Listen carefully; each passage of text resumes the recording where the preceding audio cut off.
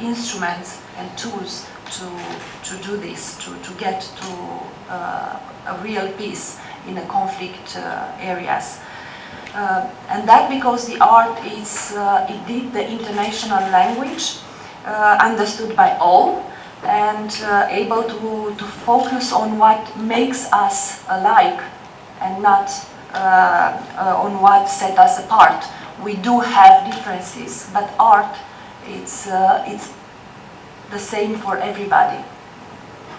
The artists that they have exhibited today, I think they show very well their experiences as refugees and how this experience as a refugee have impacted their life.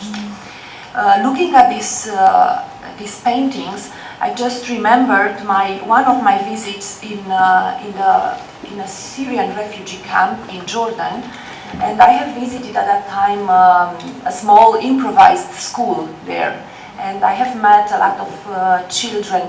Most of them they were born there, sadly. So the only place that they have knew till that age was the refugee camp.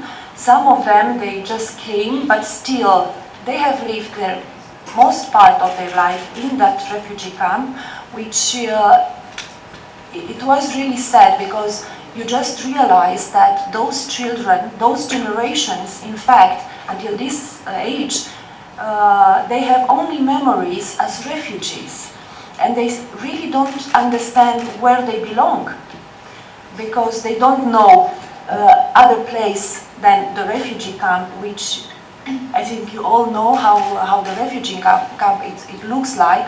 With all our efforts, humanitarian efforts, the refugee camp is still not a place to raise and to educate a child.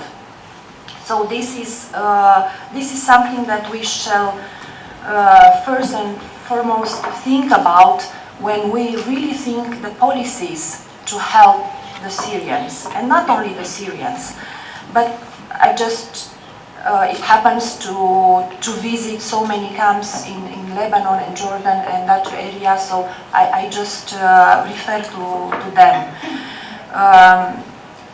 Unfortunately, if we are talking about conflict, the conflict zone spread it from North Africa to the tip of Arab Peninsula, not forgetting, of course, about the African countries. And we do have, from that, we witness a huge a situation of huge and massive movement of the population due to the killings and destroying the economies and lack of education, lack of opportunities, lack of jobs in those countries. So the only chance of those people were to flee from the conflict and from the war and from the poverty in the end. Most of them, they are in Lebanon, in Jordan, in Turkey, but many of them, they just came to Europe. We Europeans and all the international community, in the end, we prove of being unable to help them, and that's my opinion. And why I'm saying that? Because I do believe that the Syrians, as well as all the human beings, has right to life and security, to education and healthcare, everywhere. All the people need and have the right to those basic freedoms. But the Syrians in this moment, they have none of this. They face war, they face terrorism, they saw their home destroyed, their cities destroyed, no water, no food, no means for living. So that was what the conflict provoked in their lives. Why I'm saying that we as Europeans and in general we as international community, we've proven to be unable to help them, because after so many years of conflict, they are still in the same situation. The conflict is still going on. And of course we provide some humanitarian aid, but that is not enough. That will only keep alive the refugee camps. And the refugee camps is a sad reality. And if we still pretend that this is the maximum that we can do, that's very bad. And it's very sad, and it's a shame for us as an international community. Because just providing for these camps is not enough. We are trying nowadays to help Jordan, for example, that came with a very good compact. It was discussed in London early this year. Jordan had a very good proposal of helping its own economy in integrating Syrian refugees in their economy along with the local communities. So that is something which might help, and probably we as Europeans, we shall consider it to make it possible in more countries like Lebanon, for example, and why not in Turkey. Instead of just giving money, we shall better invest in the economy, because the economy is the one that creates jobs and opportunities for education and good health care for the people. So we shall be more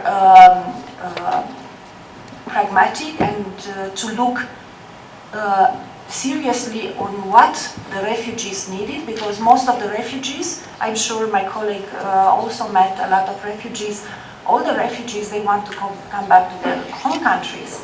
They don't want to be for a life refugee, because if we just offer them this, it means that we really don't respect them, and we really don't care about them. They have a culture, they have their heritage, they have their history, they have their ancestors on their lands. They don't want to lose the connection with them, and they don't want to lose what is most important for every one of us, the connection with the past and the sense of belonging to a place and to a culture. So we shall also consider this, and we shall help them in this respect to come back home. But that it's not enough. Going only to pay some humanitarian aid, which is of course necessary for the refugee camps, or inviting them all in Europe, which is also not realistic, because they will never belong to Europe as they belong to their own countries. They shall be always welcomed, but we shall not force them to have only this as an option, which I think we are doing in this moment. And looking to the conflicts in general and to our political approach in general, I might say that we shall also stop being hypocrites and playing the double standard in our foreign policy.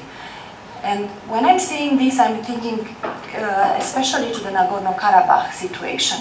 We have Crimea, where we reacted very fast and very firm as European Union, as a European Parliament. We imposed sanctions. And we have Nagorno-Karabakh, which is never-ending story. And we don't react so firm, so fast.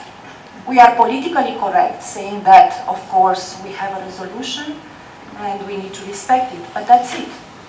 So I think it's time saying what happened, showing what happened in the conflict area in the Middle East, learning from our past experiences. We shall be more courageous and learn from our mistakes and do some more steps in the right direction.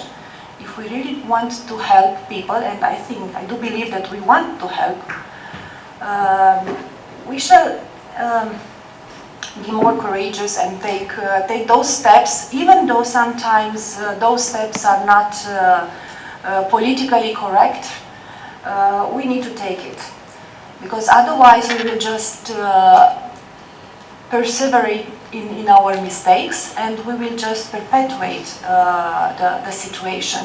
And I really don't want to see 30 years from now on, to see in the news that the conflict is still going on, because we are not losing only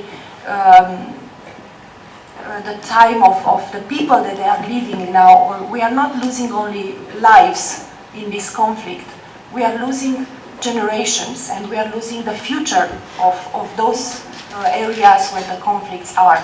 And we don't want to do this, I hope. So I congratulate you once again for this initiative. I think it's a very good one, and I think the artists can always spread their kindness and their feelings through what they are doing and their experiences of life. And maybe one day the politicians, as myself and Sajad, we will just be able to move things forward in the right direction for those who today are refugees. Thank you. Thank you.